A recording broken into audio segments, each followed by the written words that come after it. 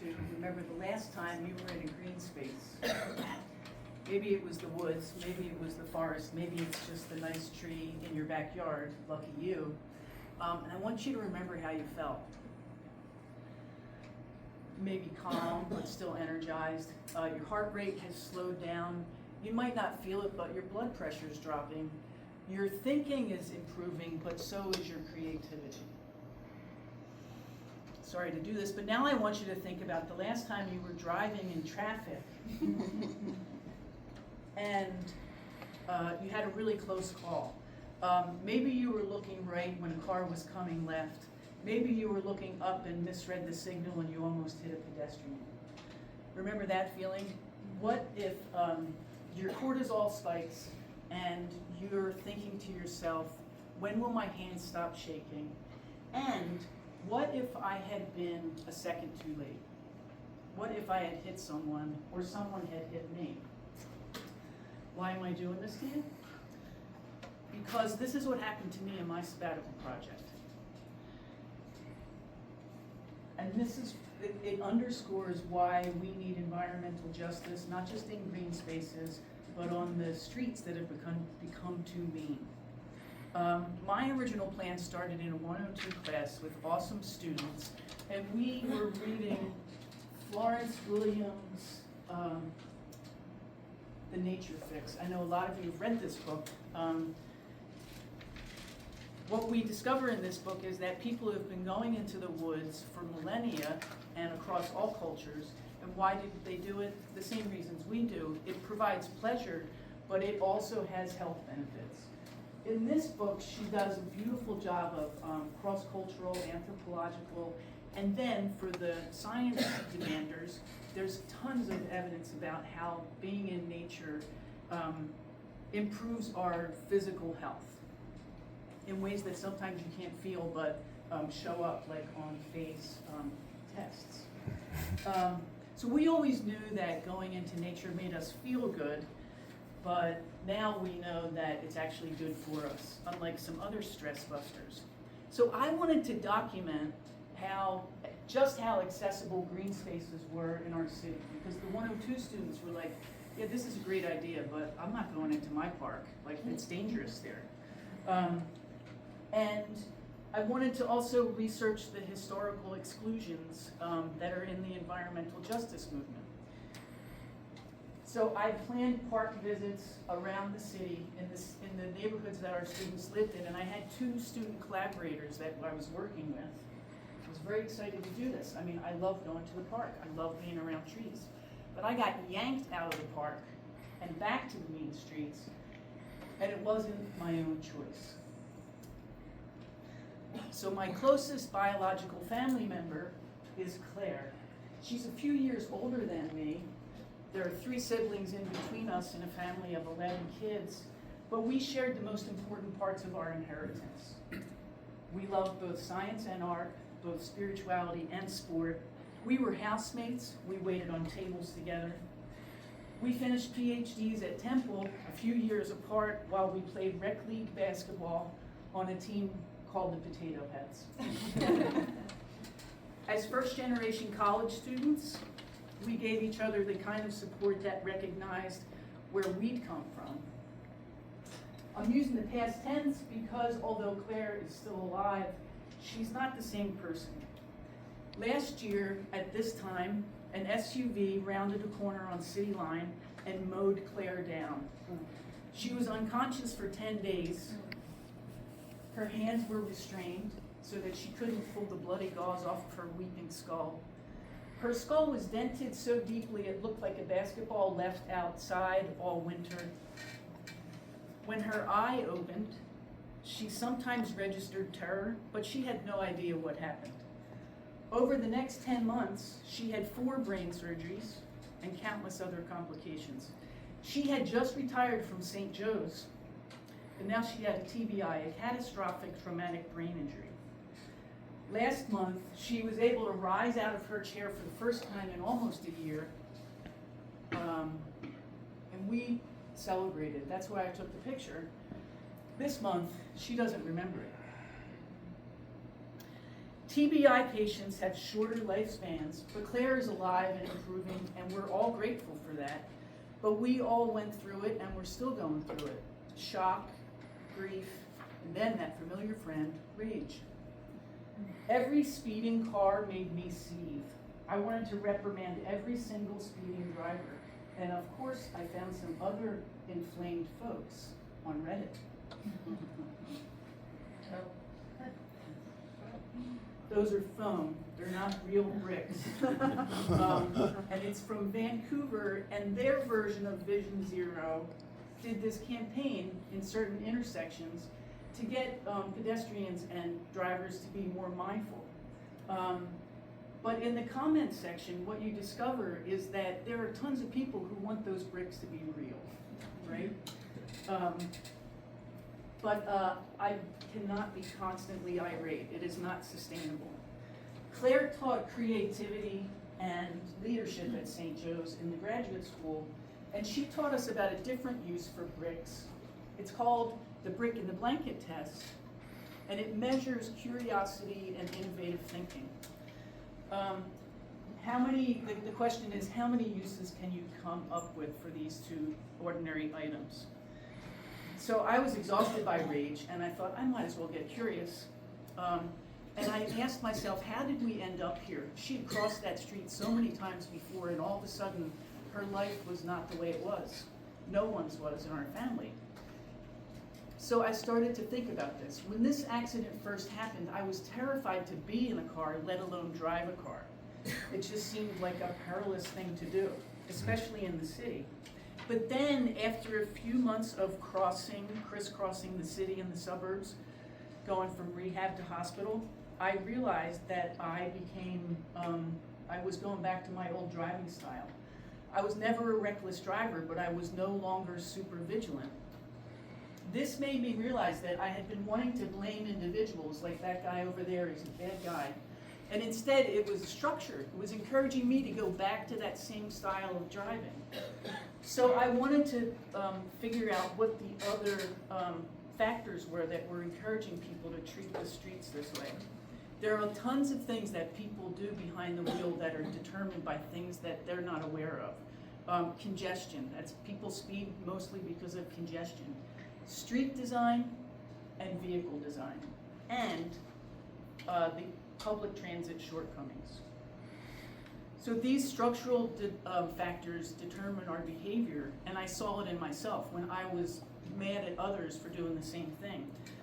Good people speed and they run yellow lights. So I wanted to know why, and I wanted to know how widespread this problem was, what caused it, and what we could do about it. So this is a work in progress, and I'm probably going to be doing this for the rest of my life. But I think that this is what I do when my students have had catastrophes. I say, you're going to stay with the grief and the rage, but a really nice way to take a dip out of those strong emotions is to get some intellectual handle on it, right? It's, you feel like you have some autonomy. So, this is not just in the United States. Worldwide, yearly about 500,000 people die outside of a car because of a car. If we go to the United States, you have about 7,500 people outside of a car who die because of a car. I'm sure that you've seen the press about how during the pandemic the rates spiked, but they've been going up for a long time, right? That was just a little bit larger, but it's been going up for a long time, and they haven't gone back down. So those are total accidents, but these are the accidents for pedestrians. So last year, 65 people died outside of a car because of a car. Now, when we think about who gets hit, my sister is an outlier, because most people who get hit are people of color in Philadelphia. Disproportionate. In addition, they are the poor in the city. That's where most of the accidents and fatalities happen. There was a big celebration when they said, hey, Roosevelt Boulevard's no longer the deadliest street, right? Well, our students live around there, but they also live around Broad Street. Now it's Broad Street. Nationwide, income plays a huge role in whether or not you're going to be hit or killed by a car. And just look at the way that drops down like that. The littlest among us are also at risk. Our councilman, Isaiah Thomas, recently announced a program, and he's as upset about this as everybody else is, or should be, that 5 kids a week, school kids a week, are hit by a car. Not killed, but hit by a car. And we don't know what happened to them after they got hit. Here at CCP, every other semester, I have a student who is newly neurodivergent, who's in a classroom and is trying to figure out how do they get back to that life that they used to have, right? I know of at least 3 friends in the English department who have been hit by a car on a bicycle or while walking, right?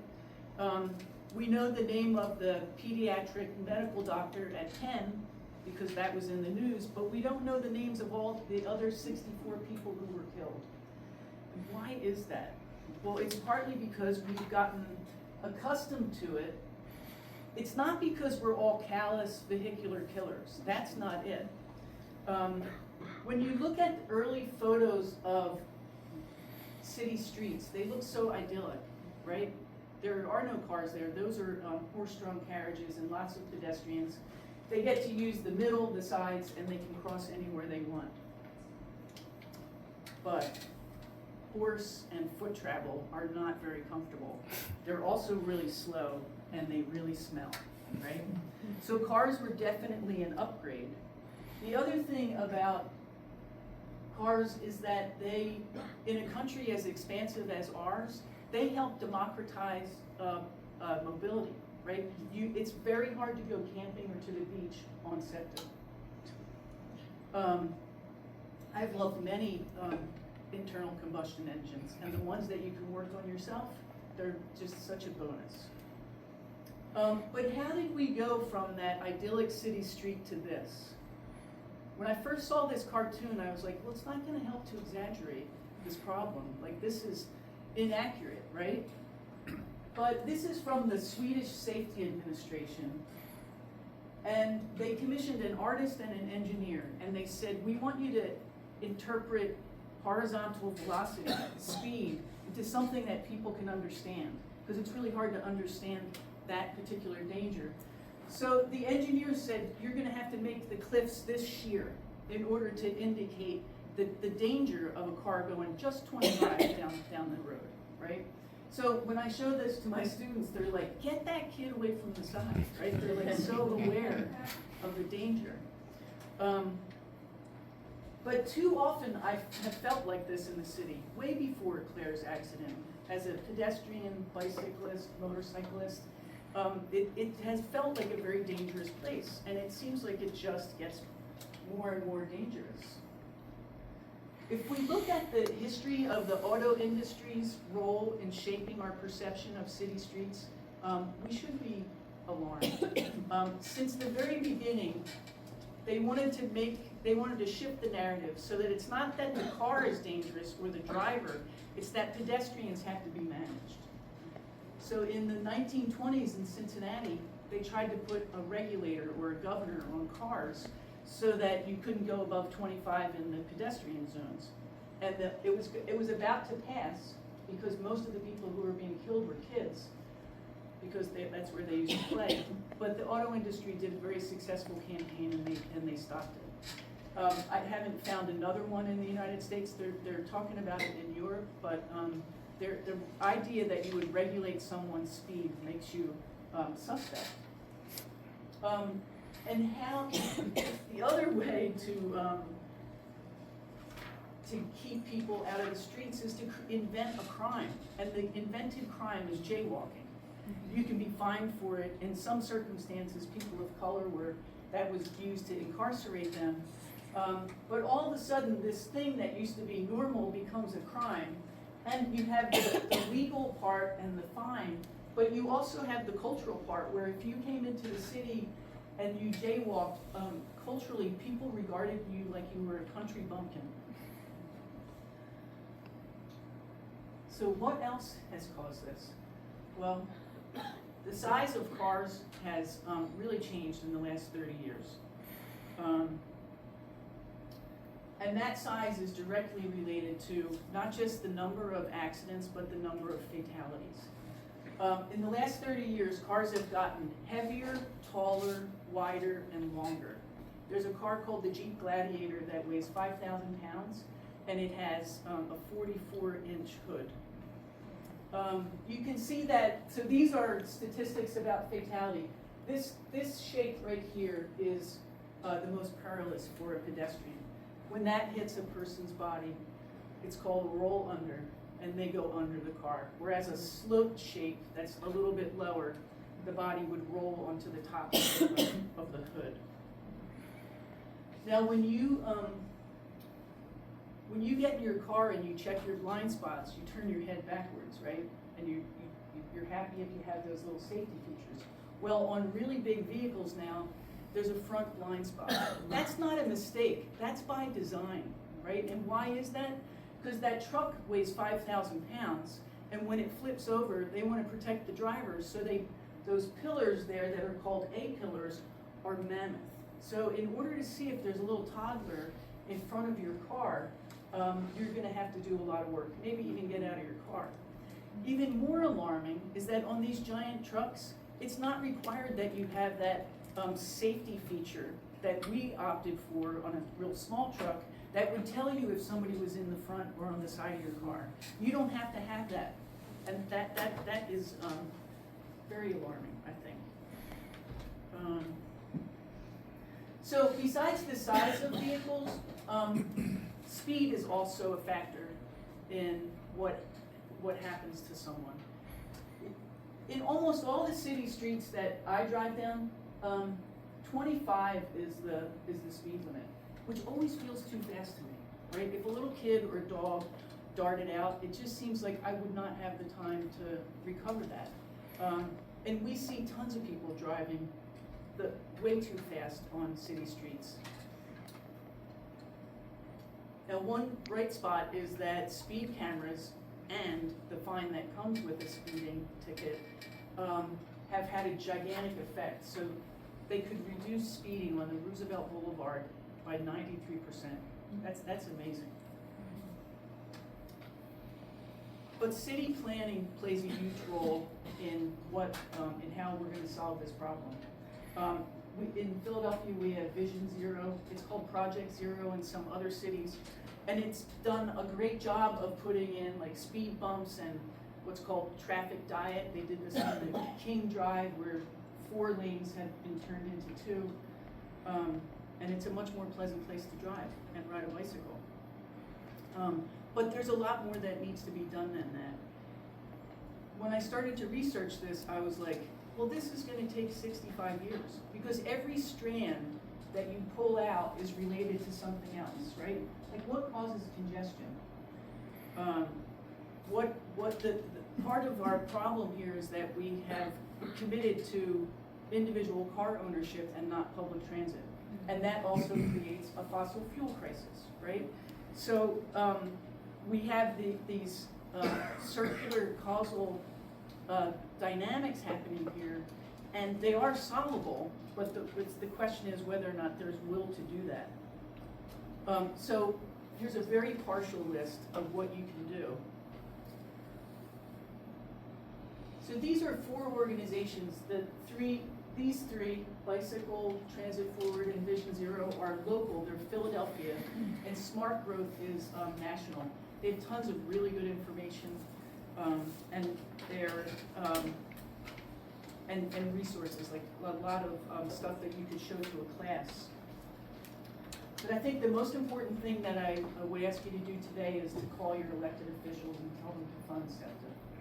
If we took more cars off the street and put them into safe, clean, reliable, frequently running buses and subways, we would eliminate a lot of the problems, right? Congestion, pollution. And when you go onto the SEPTA webpage, they'll tell you right there, you put your address in and they'll tell you who your elected officials are. So that's one thing. The other thing I would really like you to do is to remember this and to drive mindfully, okay? And I want to thank the people in here who have been such good supports while I went through this. But most especially my spouse, Professor House.